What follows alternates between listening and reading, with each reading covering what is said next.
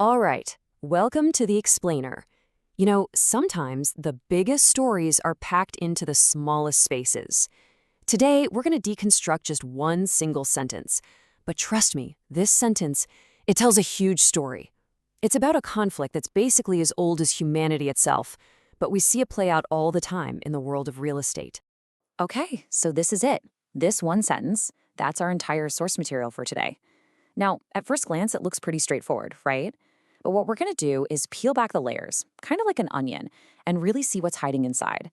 And we're going to start with a theme that I think literally everyone can relate to.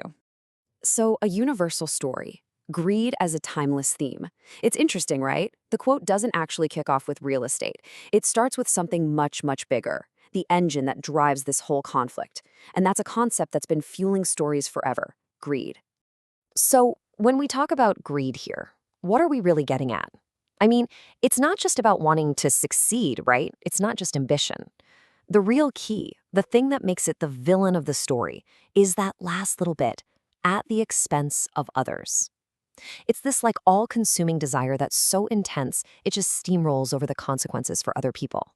You can almost picture it.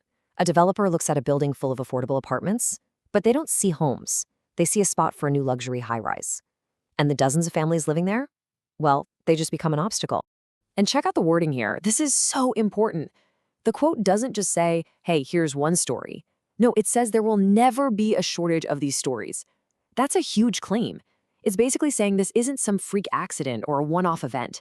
It's a pattern, a cycle that just keeps repeating itself over and over again throughout history. All right, so we've got this big universal idea of greed. But a story needs a setting, right? A stage where the drama can unfold. And that's where the title of our source comes in. It takes this ancient theme and drops it right into a very specific and very modern arena. Real estate. It's kind of the perfect backdrop for this kind of drama, isn't it? Because we're not just talking about numbers on a spreadsheet or a business deal. This is deeply personal stuff. We're talking about property, housing, land. I mean, we're talking about the places we call home, the very foundation of our lives. Which, of course, leads to a really big question. You have to ask yourself, why real estate? I mean, greed can pop up anywhere, right? In business, politics, you name it. So why does this source zero in on property? What is it about real estate that makes it such a powerful stage for this kind of conflict? Well, the power of one, an imbalance of scale. This really gets to the heart of it. The answer is all about a massive, almost unbelievable imbalance. It's an imbalance of power and an imbalance of scale. So just look at this comparison, a tale of two scales. On one side, you've got the intense, laser-focused ambition of one person. And then on the other side, you have the lives of many, the sprawling, messy, interconnected lives of a whole bunch of people.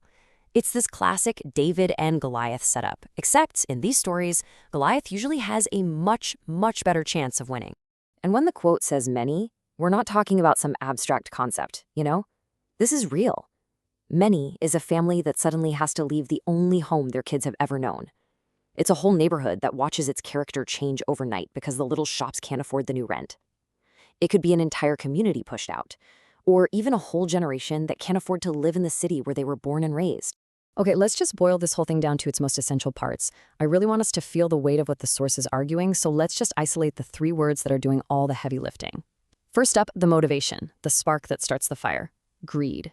And that motivation, that greed, it doesn't just sit there. It leads to an action, a consequence. And the source uses a really powerful, really destructive word for it, ruin. And finally, who feels the impact of that ruin? What's the scope here? It's not just a few people. It is the many. So there it is, greed, ruin, many. That's it. That's the whole devastating equation at the center of this story. So let's talk about that human cost, about measuring the impact. Because understanding what ruin actually means in this context is, well, it's everything. This is the human cost the title was talking about. Yeah, that word ruin was definitely chosen on purpose. This isn't just, a minor hassle or an inconvenience. Ruin is getting an eviction notice that just pulls the rug out from under a family. It's being financially destroyed by a terrible loan. It's the heartbreak of watching the community you've known for your whole life just disappear. We're talking about a kind of damage that, a lot of the time, you can't just bounce back from. So let's bring it all back together and look at the whole sentence one more time. Now, after breaking it all down, every word just hits differently, doesn't it? You can really feel the weight of never, this idea that it's endless. You feel the focused, crushing power of one person's greed. You understand the absolute devastation of the word ruin and the sheer scale of the many who are affected. So, the source leaves us with this really powerful and kind of heavy idea. These stories aren't going anywhere. They're always going to be part of the human experience. And that leaves us with a really important question to think about. If these stories are never in short supply, what is our responsibility? What's our role in not just telling them, but in actually truly listening to them? And what do we do once we understand that human cost?